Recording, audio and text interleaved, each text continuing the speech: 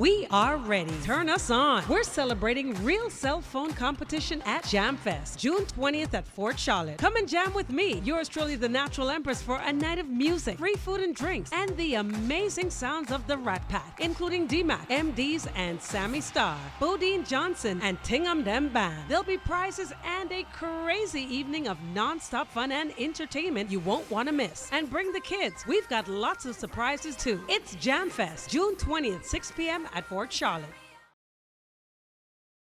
Police officers put the government on blast over national health insurance. The Deputy Prime Minister hits out at the House Speaker for allowing Fort Charlotte MP Dr. Andre Rollins to speak Wednesday. The 2015 National Spelling Bee champion recounts his experience on the international stage. Plus, a few popular Bahamian musicians to perform in a free concert. We've got those stories and more coming up tonight. I'm Dana Smith, and NB12 starts right now.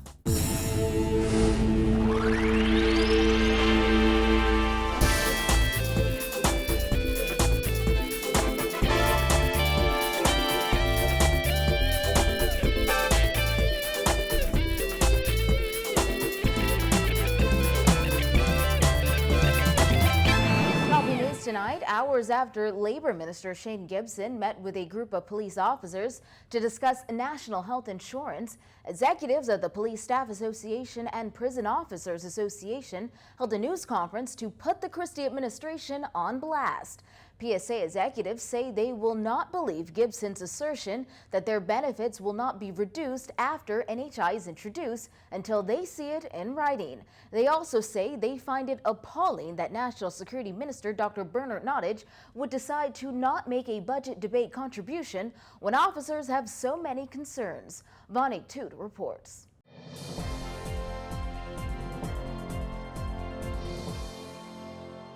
Despite assurances from Labor Minister Shane Gibson that their health benefits would not change following the January 2016 rollout of NHI, executives of the Police Staff Association and Bahamas Prison Officers Association say they need to see that in black and white. They say they find it disrespectful that Gibson met with some police officers this morning, yet they didn't know about it. We want to welcome the NHI. I hear what the minister says, that listen, this is not going to change. The same benefits that you have, you're going to remain with that. Well, the only challenge it is that we have is that we need to see that in black and white. Because the black and white, what I saw coming over the line items being removed from the budget, then that raised a lot of questions for us as security forces. It raised a lot of questions. Because if you move it from the line item, then where you going to get the money from to keep the benefits going?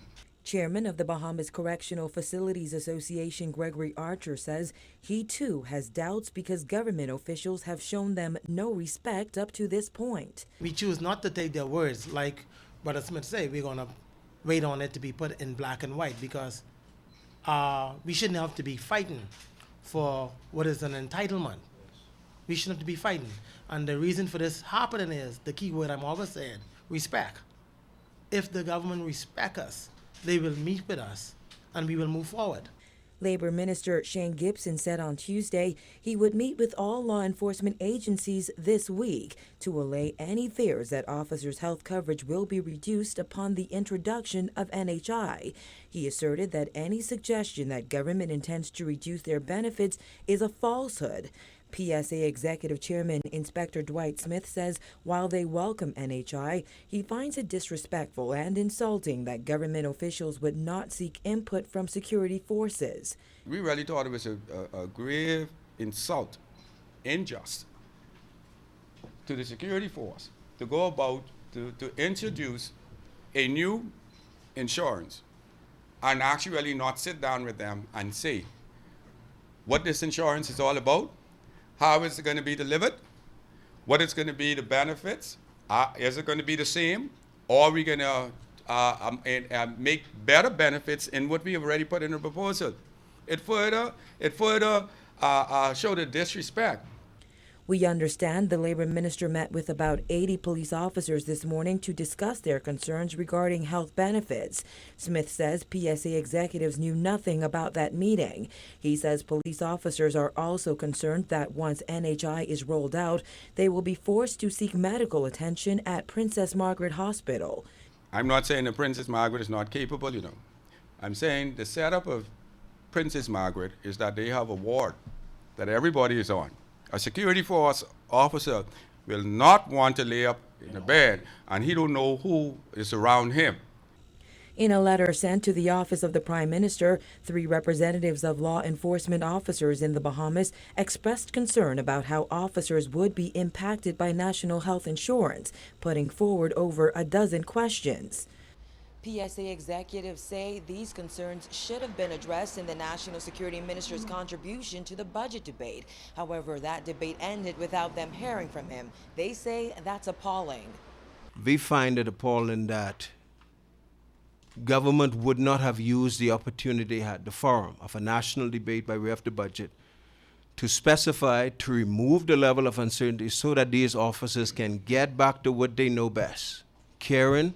Reporting for NB12, I'm Vonique Tude. The Bahamas Insurance Association is lashing out at the Christie administration over what it says is inadequate consultation with the insurance industry on the pending NHI implementation. The association also slammed Health Minister Dr. Perry Gomez. Simone Davis reports. In a statement released on Wednesday, BIA noted with dismay that Dr. Gomez's contribution during his recent budget communication offered little new information about national health insurance and suggested that it sounded more like a broken record. The statement read, quote, "We wish to put on record that Health Minister Dr. Perry Gomez is totally disingenuous in suggesting that there has been real consultation with the private sector," end quote. The association is frustrated with the lack of consultation despite the Prime Minister promising that there would be more collaboration with them. President of Family Guardian Laurent Barros said after hearing Gomez's speech and Christie's promises, he's only left to question what is deemed as collaboration because there has been little to none. We're a little bit concerned in terms of what is deemed to be collaboration. Up to this point, the insurance industry has sat in on several meetings with the consultants related to NHI. But there was very little opportunity for constructive feedback from the industry. So we were being presented with their position, with very little opportunity for us to voice our position and to really reach some type of common ground. So I guess what is deemed to be collaboration sort of is in the eyes of the beholder. The statement continued, quote, "Gomez's insistence to establishing a public insurer, despite the fact that this makes no economic sense and is an unnecessary drain on taxpayer funds, demonstrates a total disregard for the views of BIA," end quote. Barros said the government should focus on strengthening the existing private health insurers rather than bringing in a new public insurer, which would only cost the government more money. At this time, there are 7 private health insurers that offer health insurance product to the market. And when you're looking at a population of about 350 to 360,000 persons, we feel that adding another insurer to the mix, especially one that's a public insurer, there's not sufficient market in order for that, for all of them to be successful. So our position really is that work with the 7 private health insurers that are currently in play. There's no need for a public insurer, which is additional funds that would have to be expended to make the process, I think, a little bit more unwieldy. And from an administration standpoint, private health insurers, we feel, are able to more effectively administer the portfolio as opposed to having it done through a governmental agency. Despite an insistence on rolling out the first phase of NHI in January, the government has yet to outline the services covered by NHI and how it will integrate with the country's existing private insurance industry. With a little more than 6 months until implementation, the BIA is demanding clarification on how the government plans to introduce the new health plan. Barros said he believes that NHI was substantially rushed and the government should have taken more time before implementing the new plan to ensure that the Bahamas was prepared. He said although he thinks a national health plan would be beneficial to Bahamians, he doesn't agree with the way the government is going about it because it could do more harm than good. From our perspective, universal health coverage is something that is beneficial, will ultimately be beneficial to the Bahamian public in totality and on an individual basis. However, the way in which it is implemented is, to me, that's where we have the major concerns on the basis of ensuring that from a funding standpoint, that the Bahamas is in a position to be able to deal with the cost of universal health coverage on a phased basis, so that we're not basically biting off more than we can chew, which will then have a ripple effect in the economy. Reporting for NB12, I'm Simone Davis. Well, Gomez today hitting back at critics. He told NB12 while there is still a lot of work to do before the implementation of NHI, there are simply too many jumping to their own conclusions and not seeing the full scope of what the government wants to do through universal health coverage. Kyle Joaquin has the details. There has been a lot of comment in the public about the government's proposed national health insurance scheme. And with the implementation just 6 months away, Health Minister Dr. Perry Gomez says at this particular time, he's not too concerned about the naysayers and he's just trying to take money out of healthcare. Access and equity. Access and equity, and to remove money from the point of care. That's all, and that is the sine qua non, like I said. That is the essential ingredient of national health insurance. Gomez says he hears all the concerns and complaints of those in the private sector, especially those in the insurance industry. He says there was consultation, but to be fair, there could be more. Certainly consultation. We had a big meeting. I remember the big meeting we had at the ministry with the leader of Kalina and all his entourage, and there were other people there as well. So I think the question is the amount of consultation. So, we're open for it. The health minister was a panelist at an open forum focused on addressing education and health care. Dr. Joanne Nurse, the head of health and education for the Commonwealth Secretariat, says one of the key things government must focus on in the build-up to NHI's implementation is to ensure the public knows as much information as possible. It's really key to have events like today where there's the ability for the wider public and professionals to engage in the discussion and debate, so that people are clear about what it actually means in terms of providing health coverage for everyone in society, but also to clarify what role different people play in that. At the moment, Gomez says there's just too much wrong in the country health-wise that needs to be fixed, and NHI, he says, will be a major factor.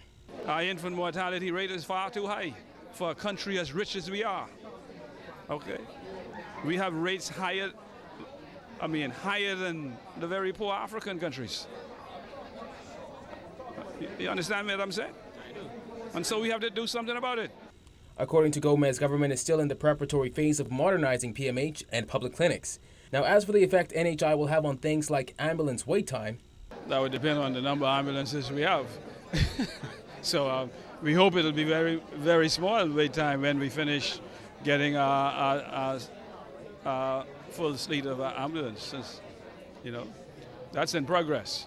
Government has NHI's implementation set for January 2016. Reporting for NB12, I'm Kyle Joaquin. Minister of Labor and National Insurance Shane Gibson says House Speaker Dr. Kendall Major was absolutely wrong when he allowed Fort Charlotte MP Dr. Andre Rollins to speak in Parliament on Wednesday night. Deputy Prime Minister Philip Brave Davis had moved to put the question forward, which would have ended debate on the 2015-2016 budget, but Rollins protested, charging that he wished to speak. After butting heads with several senior government MPs, Major ruled that Rollins should be allowed to speak. Davis told NB12 he also disagrees with Major's ruling. I invite you to look at the rules and see what the rules say. Right now, and see what the rules say and see whether he's right. I maintain my position that he was wrong in that decision, but he made the decision, and I abided by it, as you saw. Following a scathing attack on the Christie administration and the Progressive Liberal Party, Rollins resigned from the party, saying he would be a fool to remain a member. Gibson, who appeared as a guest on the Guardian radio talk show Morning Blend with host Dwight Strawn yesterday, said this was the second ruling the House Speaker made that he was absolutely wrong on. Davis suggested Major went against the party. It is a precedent, and I hope other speakers will not follow that. And in fact, and I would hope that he would. He has indicated before that he speaks and seeks advice from other speakers around the region and other persons. I trust he could have some talks with them about matters of this nature. The rule is not there just for to be ignored. Major said he was not comfortable with the appearance that Rollins was being silenced. However, Davis said the House Speaker had failed to show how the rules of the House were abused. Has he identified it? And if you are giving a ruling and you're giving reasons for your rulings, you ought to give those reasons. I mean, one would have thought that, well, this rule is being abused by the putting of this motion, and you identify that. I don't recall that he did that. The officers and members of the Fort Charlotte branch of the Progressive Liberal Party say they're not surprised by Dr. Andre Rollins' decision to resign. In a statement released today by branch chairperson Donna Moxie, Moxie says the branch shares the view expressed by Prime Minister Perry Christie about the departure of Greg Moss, that Dr. Rollins was on a particular course that would take him outside of the PLP. Moxie said the branch wishes Rollins well, harbors no ill will, and it has moved on from this experience. She said the branch will seek a suitably qualified candidate committed to providing the quality of representation the constituents in Fort Charlotte rightly deserve. She continued, in due course, we will follow our policies, procedures, and practices in selecting a new candidate to carry the PLP banner in the next general election. She added, we would be less than forthright if we did not publicly state that it is no secret that the former Member of Parliament for Fort Charlotte, the Honorable Alfred Sears, was an effective representative, was well loved by the people of Fort Charlotte, and enjoyed an excellent working relationship with the executives and members of the Fort Charlotte branch. Further, Mr. Sears has expressed an interest in returning to frontline politics, and the branch gladly welcomes another opportunity to work with Mr. Sears.